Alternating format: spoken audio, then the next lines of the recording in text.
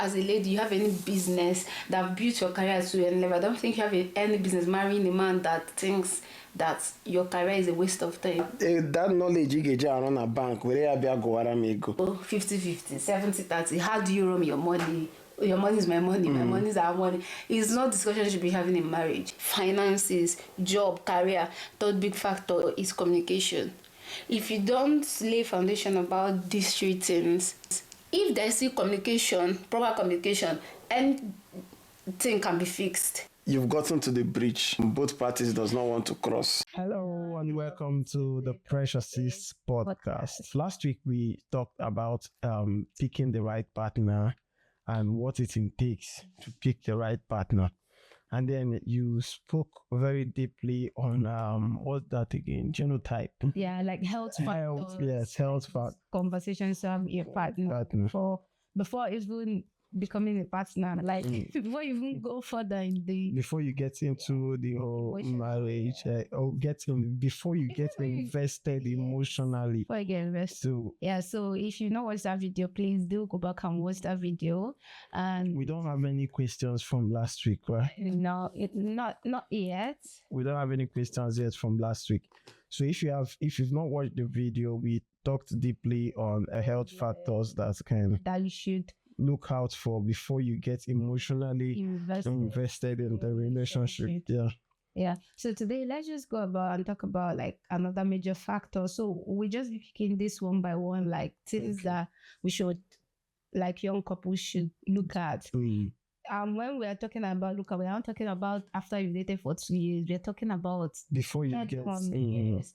Things are very important. So this one might not like really be the first time or the first month, but before you start spending it with someone, you should start looking out for financial compatibility. And now by financial compatibility, we are talking about like how much you make, or we are not just talking about figures.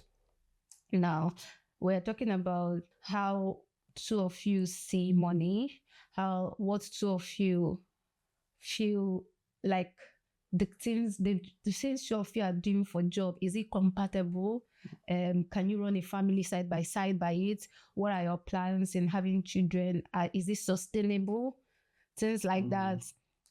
For example, this whole financial discussion is where career, jobs, skills, business, everything comes in. So it's not a small topic.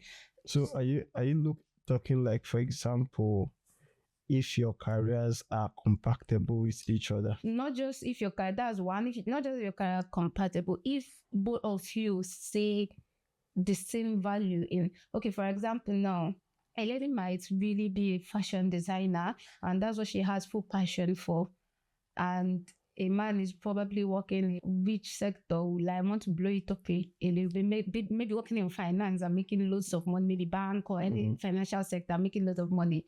And in his head, what he wants is just somebody that will just sit at home, and because he feels like he's making like enough a full-time money. And to him, he feels like your job is irrelevant. So it's things like that. It's not just about someone like you. A family can be like, okay, for this season of our life, mom is going to just sit at home and be a housewife, but the man values what the woman is doing and recognizes that that's a period of sacrifice. That's a different story altogether. But I don't think as a lady you have any business that built your career to any level. I don't think you have any business marrying a man that thinks that your career is a waste of time. Especially when you've built, I'm not saying like, oh, I want to be something in your head and he's like, oh no, that's not good, do this. That's different. People can talk. I'm talking about you've built a career in something and the man just doesn't see any value in it, doesn't value what you do for a living. It will always cause conflict. So discussions like that, like all this whole 50-50, 70-30, how do you run your money? Your money is my money, my money is our money. It's not discussion you should be having in marriage. It's a discussion you should be having before you get to that point. And you can't tell me that, oh, I dated this man for 4 years and you don't know his ideology about home, about financial. So don't just blindly, oh, you're doing wedding. I ask you, okay, what is the family income? You don't know. But you see, people's family income can change, dynamics can change. When children come in, a lot of things get to change. Incomes go up and incomes come down. So when having that discussion, how do they factor in these changes? That's the thing. into it? These are discussions that you should have before you get married. Okay, for example, in the UK, for example, when you start having children, it is almost mandatory that one person has to step back. Yeah, career-wise. Now, how do you have these discussions and balance things out before you invest yourself emotionally? So it's just very simple. What's your plan about having? First of all, do you want to have kids? Okay, if we're having kids, when we get to that point, what do you think about our careers? How we're going to manage it? How we're going to sort childcare, our income? How we're going to run the house? Do you earn enough to? Does the man? So different cultures, different stuff. Does the man want to chase the whole bills? Does he have the capacity to? If he can't, or if he's not in a culture, in a climate that supports that. In this generation, there are barely few jobs that one income can sustain a household. Then, okay, it sounds strange, but this is actually what courting is about. It's not about going out and sitting and eating food. This is what courtship is about. And the reason, like, this particular financial discussion now should be like when you probably saying, okay, is making headway. It's not like I said the last time, for genotype is something you should be having on your first contact. Not years later. But financial, when you probably a month in, 2 months in, 3 months in, okay, these are, you don't even need to sit down, we are going to have a serious discussion. You just begin to just throw questions and see ideologies, and you know if that's the person that you can do life with. Because when it comes to marriage, one big factor is romance, sex, intimacy. That's one big factor. Second big factor is money, finances, job, career. Third big factor is communication. If you don't lay foundation about these three things, no matter how you think you could love each other, there will be unnecessary constant conflict. So you should be having those discussions before you are before running around for wedding and things like that. Okay, so let me ask this one. Is it a form of, you've gotten the genotype stuff out of the way. You guys are genotype compatible, you are fine and stuff like that. And then you get to the point where you are discussing about your finances. How did you guys manage income and stuff like that? And you discover that you guys are not compatible. For example, one person believes in 50-50, the other person believes in no. One person should chase the bill. One person believes on 10 vacations a year. The other person believes in what are we resting for? One person believes in the children should go to private school. The other person believes the government schools are fine. So is this a deal breaker, or there can still be conversations around it? It depends on the extreme. It really, really depends on exactly what financial factor it is that can make it a deal breaker or not. It's not so much of a deal breaker as genotype and health issues. Like finance is something that can always change, there can be compromise. But the reason you should be having these discussions before marriage is so that compromise can be agreed upon. It's easier to have the conversations before getting into the boards. And then if you try to reach a compromise and see that it's not working, it's not gonna work, there is no point getting in the boat. You guys are not headed the same way. People actually outgrow certain mindsets at some points. At the point that you're ready for marriage, there's just a few things that anybody can change about you mentally. You can improve on some things, but when we're talking about core values, you've already built your core value, except you're marrying as a child. So I'm someone that believes in know what you're getting. See, there's a difference between, you knew that there's a deep blue sea and instead to fall inside. So that when you're falling inside, you'll not be shouting, come on, I help you. It's not, I did not know. The main point of this podcast, this topic is to cancel that, I didn't know. Oh my God, I didn't know he was like this. Oh my God, he changed. No. pay attention. So people are getting married without paying attention to these things. Because when we pay attention to them, if people pay attention to them and have this discussion, there will always be compromise. And you know that, you know what you're getting. Marriage is not about weddings and all that. People don't even talk about things as important as like even their faith. They just They just want to get over the yes. wedding. So it's not necessarily that if you say 50 and I say another thing, everybody go no. But then conversations are happening. Now these conversations are happening when your head is clear. It's clear. You are not already committed. You're not thinking, we are going to divorce. Oh my God. You're not thinking, we already have 2 kids. Oh, you're not thinking, I'm already pregnant. No, the discussion is happening when you have full choice, there is no bias. So you are a responsible adult to then decide, is this a compromise I'm willing to make, or is this not a compromise I'm really making those decisions? Because I see people who say, he doesn't want me to work. Because the truth is, you talk about, I have friends from Alhambra, for example. They naturally believe their wives should stay. In fact, I had some of them who trained their wife in school for them to be able to run their businesses for them. Their wives are literally business behind the businesses, and so they believe in that. Now, if you are marrying such a person and then you want to go and start working in a bank, you and them will be having problem because they think that knowledge you get around a bank, where go, like come and manage maybe. And there are people who will be like, this was not. And I think, is it that the conversation was not hard, or the man suddenly changed, or the woman suddenly changed? I've met women who just want to stay at home. And they don't believe that they should be going out to work. In fact, recently, I've seen some guys online who say they want to be house husbands. They just want to stay at home. And if conflict comes up, my major challenge is, does this conflict come up because they had the conversation and the person changed along the way, or it was never had to begin with? From my own personal research and from the way the human mind works, the conflict usually comes up because these conversations were not had. So what if the conversations were had and the person changed along the way? Then it's an easier conversation to have. We talked about this. Then that's not, now I did not know, or I was not aware, is now a call to revisit the conversation. And make new compromises, which there was already a foundation. So if you already chose A and you're now wanting B, you prepare that you might not get B, but there might be a shift from A. So there might be a move. Circumstances might have changed that the next person can then accommodate a little shift, but you already know that from the beginning you chose A, so you have to stick to your side of the deal.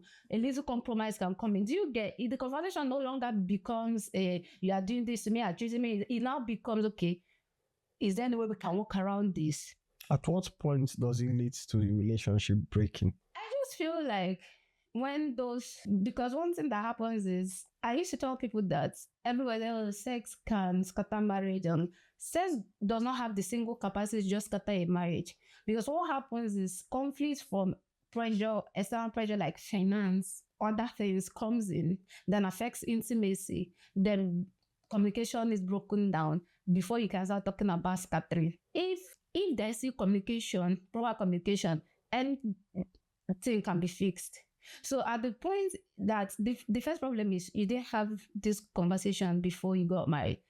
Then the second point is when you started seeing the signs of marriage, you still did not have the conversation until it became a problem. Got to your boiling point and start disintegrating. See, one thing I just want to share is, and mostly having had the opportunity to be raised in a different culture and now living in a different culture, they had lots of societal cultural influences to how we prepare for marriage. Here in the UK, this topic we are having is not a conversation.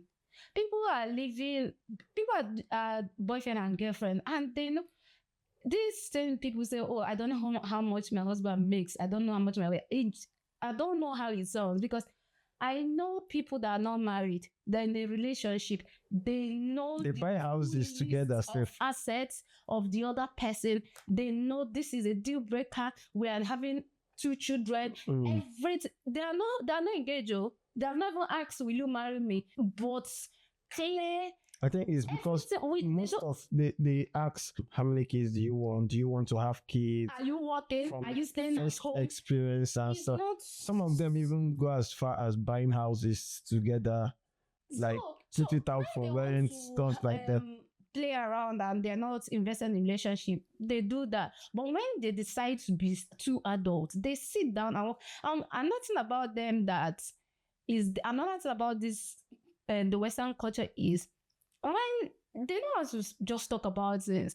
Back home, we avoid I think the problem is we communication. we are groomed or trained to avoid conflicts, and so certain conversations that we should have had. You feel like, or if I have this conversation, it's going to lead to problem.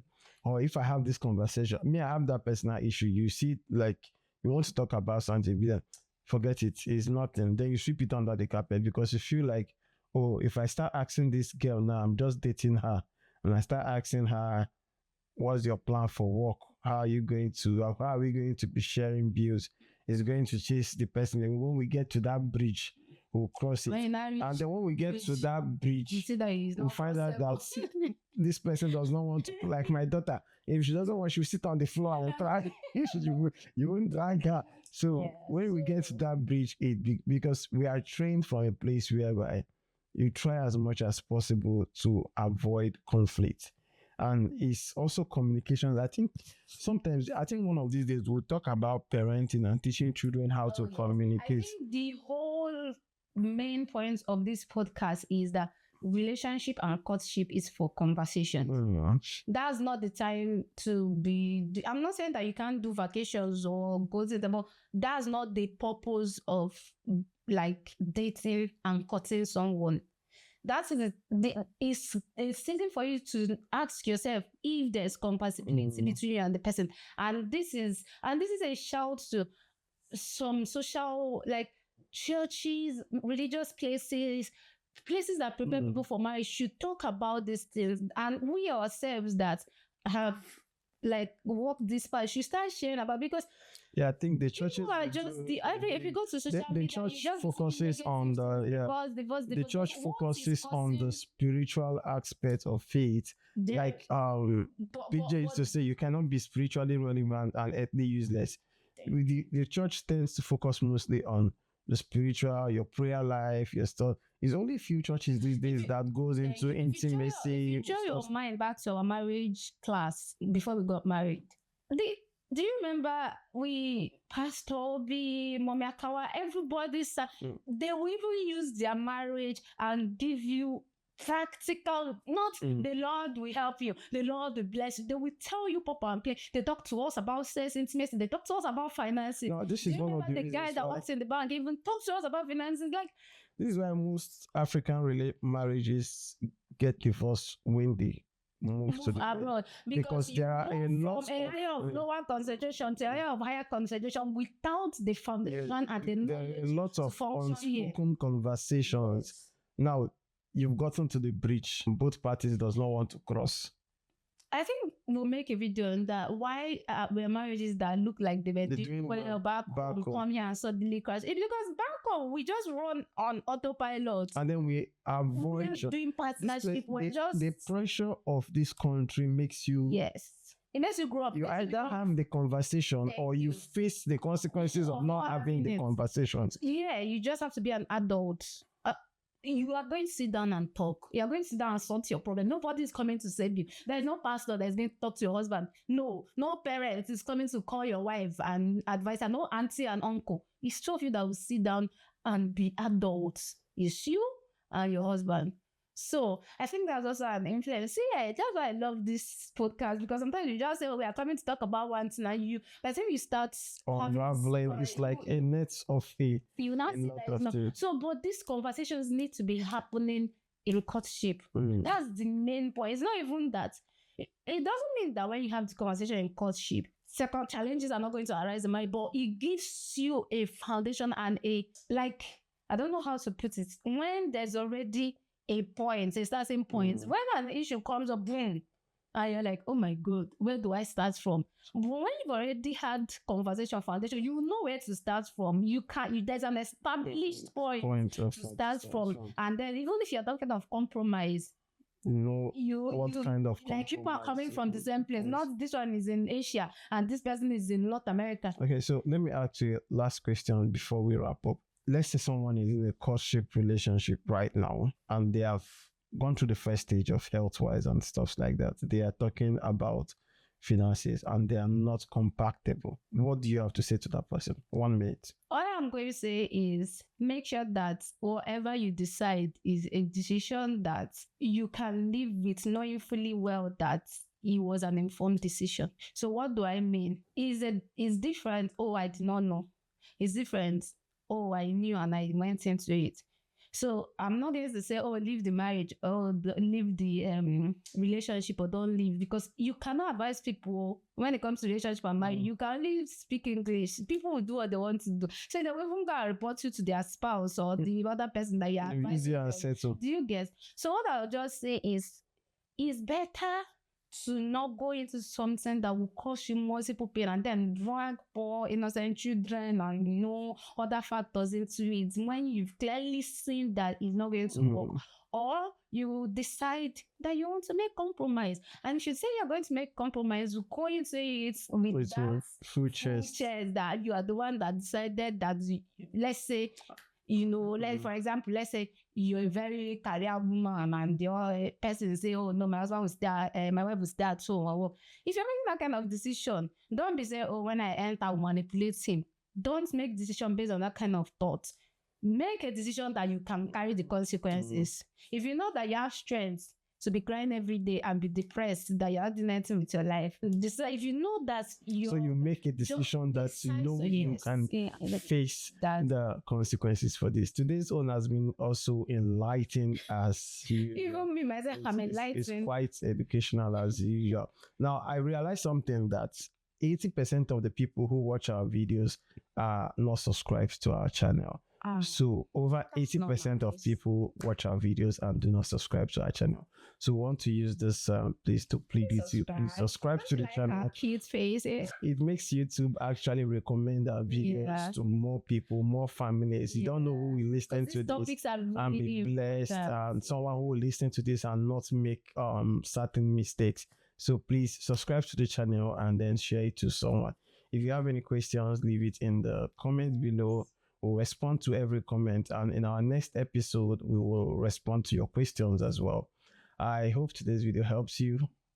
See you in the next one. Bye bye.